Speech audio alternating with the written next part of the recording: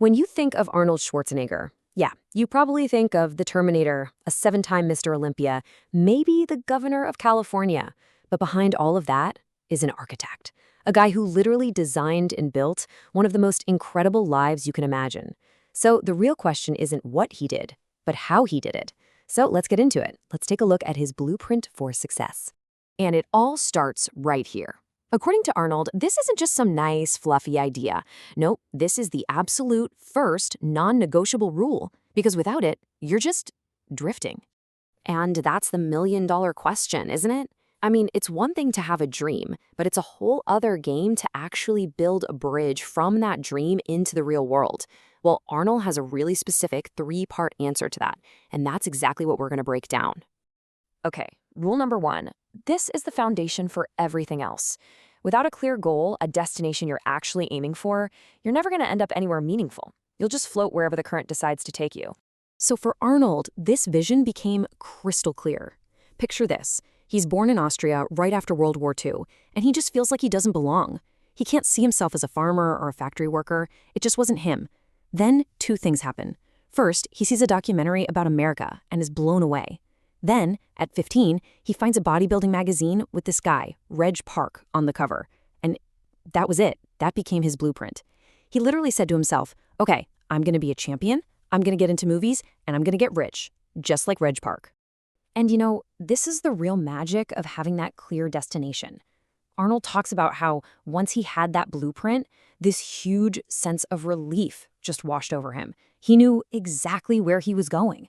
All that anxiety about the future, it just vanished because now the path was laid out right in front of him. And this slide right here, this shows you what happens when there's no vision.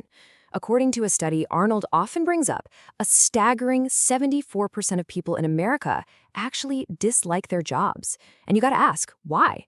Well, it's because most people just drift.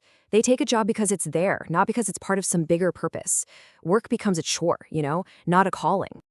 Okay, so you've got your vision. That's awesome. But a vision without action? That's just a daydream. Which brings us to rule number two. You absolutely have to be willing to put in the work. People would see Arnold in the gym, grinding it out for 5 or 6 hours a day, and they'd see him smiling. They just could not understand it. How could someone go through that much pain and actually be happy about it? But for Arnold, the answer was so simple. He had a vision. The work wasn't a punishment, it was the path. See, he wasn't just lifting weights, he was building his future. He'd say he couldn't wait to do a 500-pound squat or 2,000 sit-ups. Why? Because in his mind's eye, he could already see the Mr. Universe title. Every rep, every drop of sweat, it wasn't a chore, it was a victory. It was progress. So this really breaks it all down, right? When you have a vision, your work has a purpose. It's actually fun because you can feel yourself getting closely to that goal. But without that vision, you're just drifting. Work is just an obligation, something you have to do, not something you get to do. And that is a world of difference.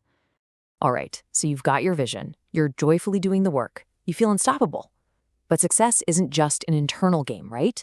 There's the external world. And that's where the doubt and negativity comes in. And that brings us to Arnold's third and maybe the toughest rule of all. For every single big move Arnold ever made, bodybuilding, acting, politics, he heard this word over and over and over again.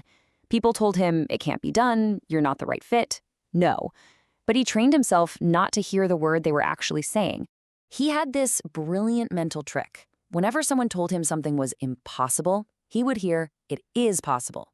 When they said no, he just heard yes.